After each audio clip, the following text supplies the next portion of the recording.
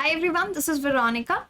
आज पढ़ेंगे एरिथ्रिटोल के बारे में, जिसको कहा जा रहा है एक आर्टिफिशियल स्वीटनर है और इससे हार्ट रिस्क या हार्ट अटैक का रिस्क जो है वो इंक्रीज हो जाता है। कैसे, कौन सी स्टडीज ये सजेस्ट करती हैं, what is the other side of the story, ये सब चीज़ें हम डिस्कस करेंगे। बाकी आपकी कोई भी क्वेरी हो आप मुझसे डिस्कस कर सकते हैं मेरे टेलीग्राम चैनल पे, because I feel together we can make a huge difference. तो बहुत सारे प्रिंट मीडिया पे रिसेंटली आपने न्यूज़ देखी होगी कि आर्टिफिशियल स्वीटनर जो है एरिथ्रिटोल, वो हार्ट अटैक का रिस्क इंक्रीज कर देता है। आर्टिफिशियल स्वीटनर कौन लोग यूज़ करते हैं? यूजुअली डायबिटिक पीपल यूज़ करते हैं, कैलोरी कॉन्शियस लोग यूज़ करते हैं जो नहीं चाहते कि शुगर अपटेक वो करें, तो आर्टिफिशियल स्वीटनर्स यूज़ करते हैं। अब यहाँ पे एक डिस्क्लेमर में ये देना चाहूँगी कि इस तरह की जो भी स्टडीज़ रहती हैं, ये रिसर्च पेपर्स रहते हैं, रिसर्च जारी है, चल रही है। वन साइड ऑफ स्टोरी ऐसा है, हो सकता है इसका दूसरा साइड भी हो। सो रिसर्च पेपर्स के आधार पे ये डेटा हम कलेक्ट करके डिस्कस करते हैं। तो ये जो नई रिसर्च है ये किसका है?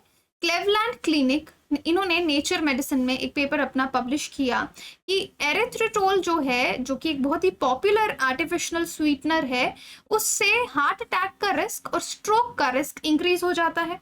राइट। अब एरिथ्रिटोल कहाँ यूज किया जाता है? ये शुगर सब्स्टिट्यूट्स में यूज किया जाता है या फिर जीरो कैलोरी प्रोसेस्ड फूड्स जो आप एडवर्टीजमेंट्स देखते हैं वहां यूज किया जाता है। सो इससे हार्ट अटैक का रिस्क इंक्रीज हो रहा है। तो वो एग्जाम के लिए इंपॉर्टेंट है। दिस पर्टिकुलर वर्ड, इस आर्टिफिशियल स्वीटनर का नाम इंपॉर्टेंट है, क्या ये कर सकता है, ये इंपॉर्टेंट है। प्लस जनरल इन्फॉर्मेशन के लिए भी, क्योंकि अभी इंडिया में हम वैसे भी देख रहे हैं कितने सारे हार्ट अटैक्स या कार्डियक अरेस्ट हमको देखने को मिल रहे हैं। सो उसके लिए एक जागरूकता के लिए भी ये टॉपिक इंपॉर्टेंट है।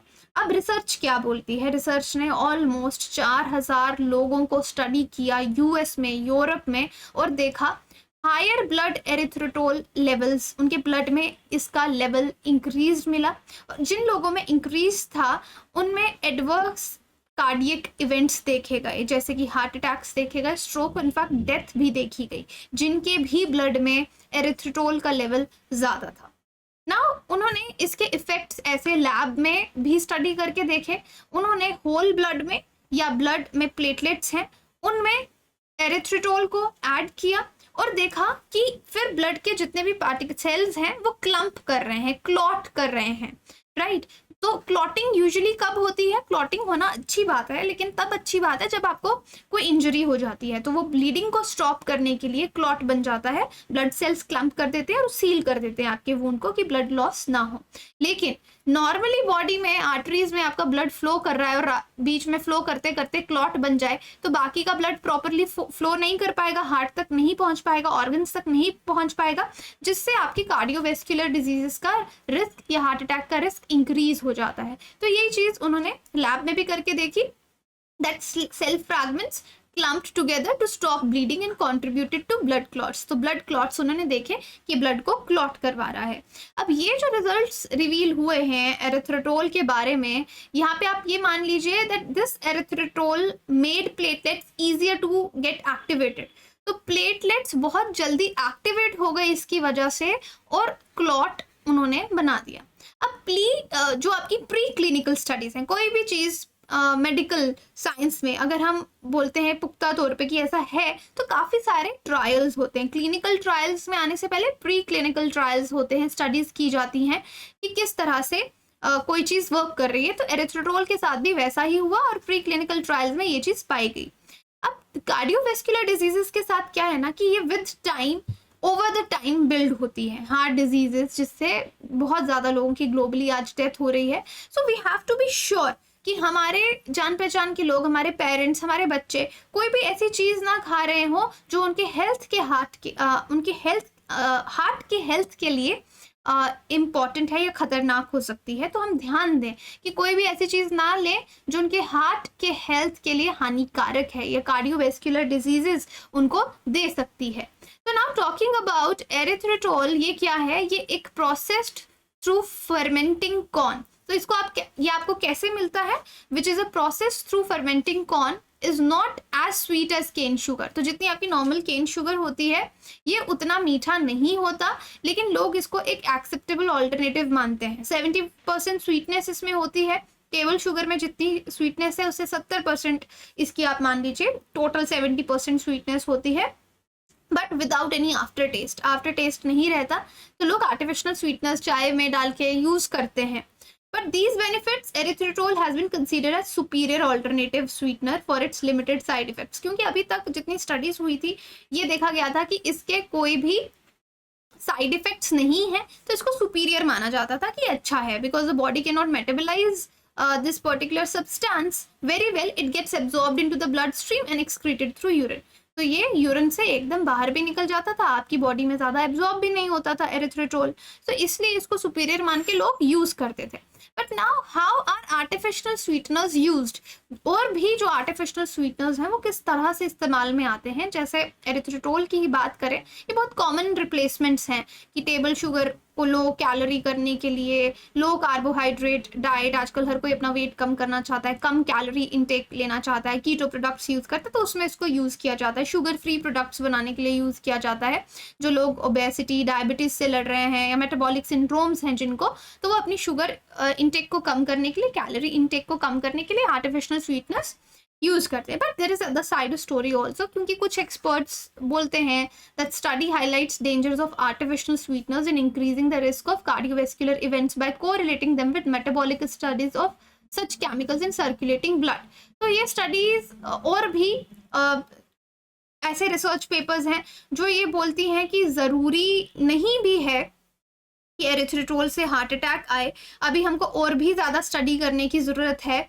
अब देखो, high risk rise in the high risk of incidence of cardiovascular disease, क्योंकि अब हार्ट अटैक्स इतने आ रहे हैं तो बहुत ज़्यादा स्टडी इस पे होने लग गई है, क्योंकि बहुत लोगों की डेथ हार्ट अटैक्स या स्ट्रोक्स की वजह से हुई और उनके ब्लड में, जैसे कहा, एरिथ्रिटोल का लेवल भी हाई पाया गया. स्टेबल पेशेंट्स में भी that indicates consumption of artificial sweeteners carry a major health risk. तो फिलहाल कुछ पेपर्स तो ऑब्वियसली यही चीज़ बोल रहे हैं, बट निशित चंद्रा जैसे ये एक प्रिंसिपल डायरेक्टर हैं इंटरवेंशनल कार्डियोलॉजी के, वो ये बोलते हैं कि अभी तक कोई बहुत ज़्यादा स्ट्रॉन्ग एविडेंस नहीं है हमारे पास जो सजेस्ट करे दैट एरिथ्रिटोल या और कोई आर्टिफिशियल स्वीटनर से हार्ट अटैक इंक्रीज होता है. मतलब एक आध रिसर्च या 2 रिसर्च पेपर के सिवाय हमारे पास बहुत कोई स्ट्रॉन्ग एविडेंस नहीं है.